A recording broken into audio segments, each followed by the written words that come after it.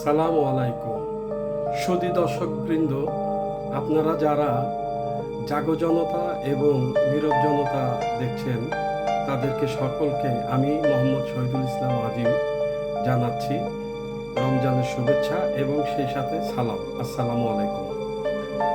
প্রিয় দর্শকবৃন্দ, আমরা চাঁদাবাজিতে প্রায় অতিষ্ঠ, এতটাই অতিষ্ঠ কোনটা কার দলের চাঁদাবাজ এটাই শনাক্ত করতে পারছি না। এমনও হয় কেউ বলে যে না এগুলি আওয়ামী লীগের, কেউ বলে যে না বিএনপির, কেউ বলে বা ওই জামাতেরও লোক করছে, কিন্তু জামাতের কথা বললে কেউ বিশ্বাস করে না এবং করবেও না। জামাতের সংগঠন সেরকম নয়। অতীত রেকর্ডে যা চাঁদাবাজির রেকর্ড সেগুলি সম্পূর্ণ আওয়ামী লীগ বিএনপি। তো গত আপনাদের প্রায় 2 দিন আগে, আজকে যেমন 28 তারিখ, তো 2 দিন আগে আমি একটা আমি তো যাত্রাবাড়িতে থাকি, যাত্রাবাড়ির মোচরে দেখছি দুটো ছেলে টাকা তুলছে। তো আমি দাঁড়িয়ে দাঁড়িয়ে দেখছি, তো এর মধ্যে একটি দোকানদার বলছে ভাই আজকে কিছু কম নিলে হয় না, 100 টাকা কম নেন।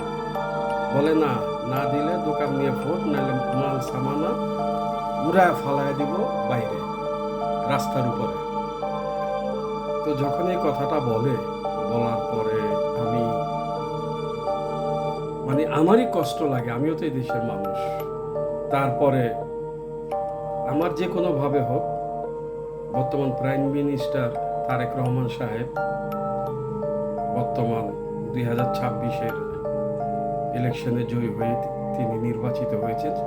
যদিও এই নির্বাচন নিয়ে বিতর্ক আছে, কিন্তু জামায়াতে আমির দেশের কোনো কোলাহল চাননি। তিনি আল্লাহর রহমত বলে এবং আল্লাহর দান বলে মেনে নিয়েছেন। আসলে এটা একটা শিক্ষণীয় বিষয়। আমি কোনো দলের হয়ে কথা বলছি না, আমি যে কোনো দলের ভালোর দিকটা আগে দেখি, যেটা ভালো সেটা বলবো, খারাপটাকে ছুঁড়ে ফেলে দিব, এটাই হচ্ছে আমার নীতি। তো যাই হোক, তো জনাব তারেক রহমান সাহেব বরাবর যে কোনো একটা মাধ্যম আমার কাছে ছিল। তো আমি সেই মাধ্যমকে, যেমন আজকে 28 তারিখ, ঘটনাটি 2 দিন পরে হলে ধরেন এই 27-26, তো প্রায় সেই ব্যক্তিটাকে যে সোর্সের মাধ্যমে আমি প্রাইম মিনিস্টারের কাছে অথবা প্রধানমন্ত্রীর কাছে অনুরোধখানি পাঠাবো, তাকে বারবার বলছি যে দেখেন এইভাবে দেশ চলতে পারে না। তার সাথে আমার যে কোনো ভাবে হোক, যে কোনো ইয়েতে হোক, আমরা একসাথে নাগরিক ঐক্য করতাম। সে নাগরিক ঐক্যের মাধ্যমে আমরা সেই ব্যক্তির সাথে পরিচিত এবং একসাথে রাজপথে রাজনীতিও করেছি এবং একই মঞ্চে 2-1 বার বক্তৃতা দেওয়ারও সৌভাগ্য হয়েছিল। তো আল্লাহ যাকে যখন যেভাবে রাখে, যে যখন যেখানে যে পর্যায়ে যেতে পারে, সম্পূর্ণ আল্লাহ পাকের হাতে। তো যাই হোক, আমি সেই ব্যক্তিটিকে বারবার বলি যে দেখেন এই চাঁদাবাজিটা থামানো দরকার, সম্পূর্ণ না হোক, অন্তত কিছুটা কমিয়ে আনা দরকার। কারণ আমাদের দেশের মানুষ বড় অসহায় অবস্থায় জীবনযাপন করছে। তো আমি তার বরাবর সর্বশেষ গত 26 তারিখে একটি অনুরোধ লিখি এই চাঁদাবাজির ব্যাপার নিয়ে। তখন সে আমাকে উত্তর দিয়েছিল, ঠিক আছে, দেখা যাক কতটুকু কি করা যায়।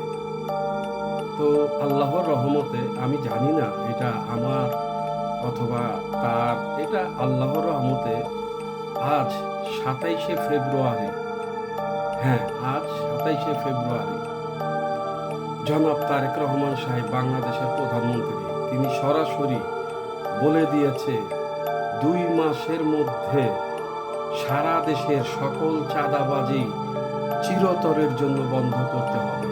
হ্যাঁ, 2 মাসের মধ্যে সারা দেশে সকল ধরনের চাঁদাবাজি চিরতরে বন্ধ করতে হবে। জনাব তারেক রহমানের বয়ান।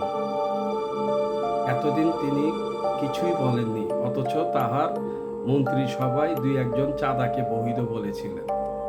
আজকে 27 তারিখে তিনি সরাসরি স্টেট কার্ড বলে দিয়েছেন যে 2 মাসের মধ্যে সারা দেশে সকল ধরনের চাঁদাবাজি চিরতরে বন্ধ করে দিব। তো আলহামদুলিল্লাহ, এবং সেই সাথে ধন্যবাদ জানাই জনাব তারেক রহমান সাহেবকে।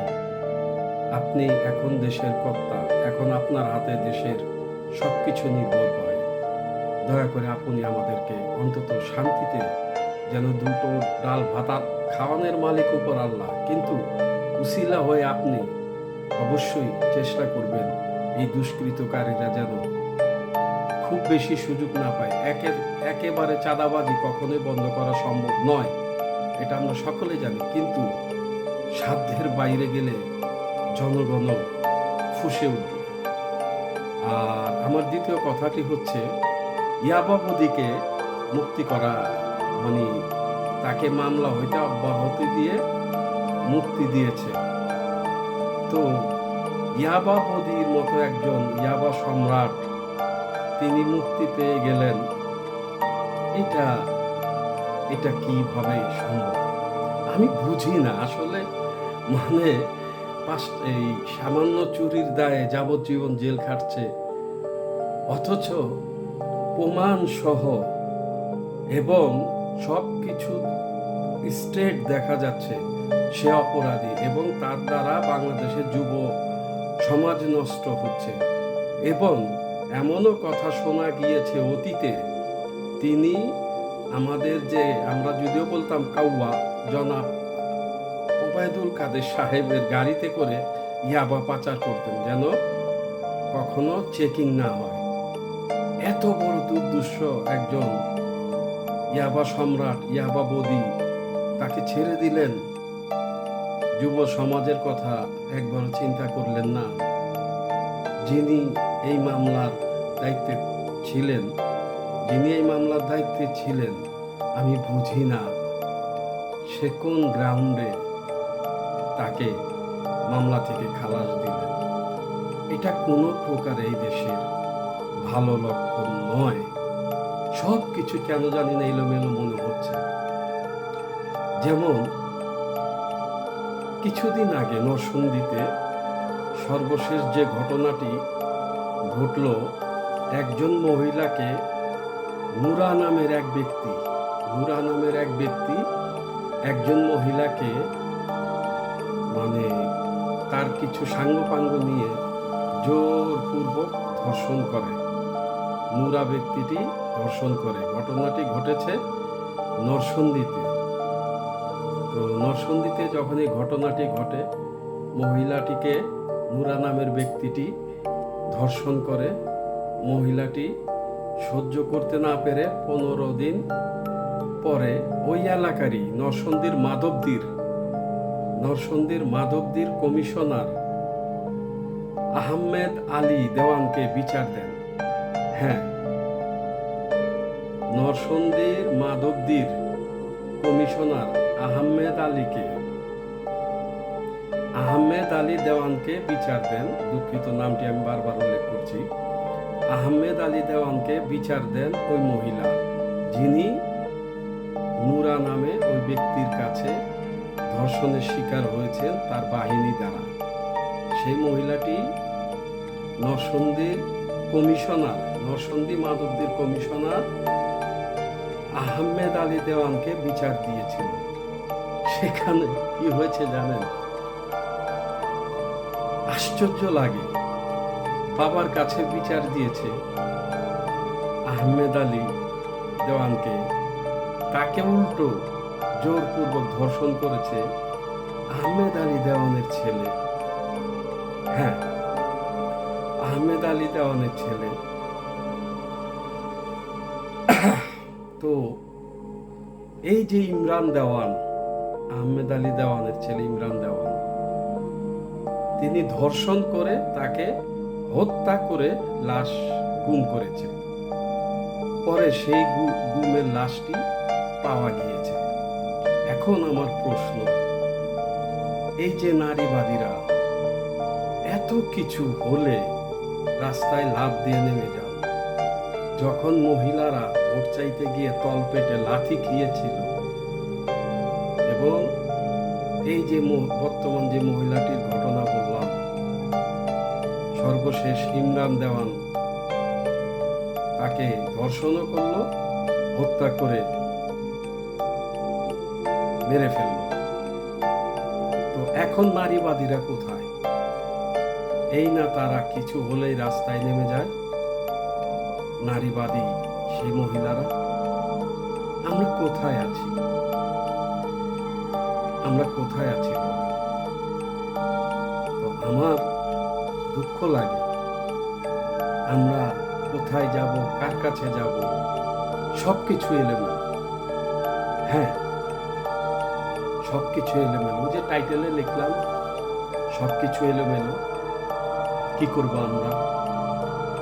তো জানি না, তবুও সকল জনগণের কাছে, সকল মা বোনের কাছে অনুরোধ, আমরা যেন অন্তত আমাদের মতো করে চেষ্টা করব দুষ্কৃতিকারীগুলোকে থামাতে। যেহেতু এই দেশের পুলিশ এখন নিয়ন্ত্রণ করে দুটি দল, আওয়ামী লীগ এবং বিএনপি।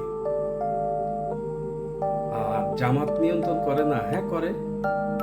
জামাতের নিয়ন্ত্রণ ততটা নয়, কারণ জামাত কেবল এসছে, জামাতেরও সময় লাগবে।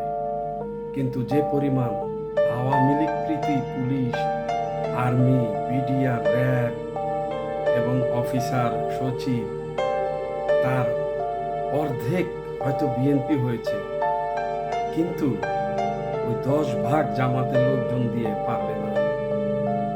তাই আমরা অন্তত সচেতন হই মা বোনদের ইজ্জত বাঁচানোর ক্ষেত্রে, এবং আমরা আমাদের সমস্যাগুলি তুলে ধরি। যে যখন প্রধানমন্ত্রী হয় তারই দায়িত্ব এগুলি সমাধান করা।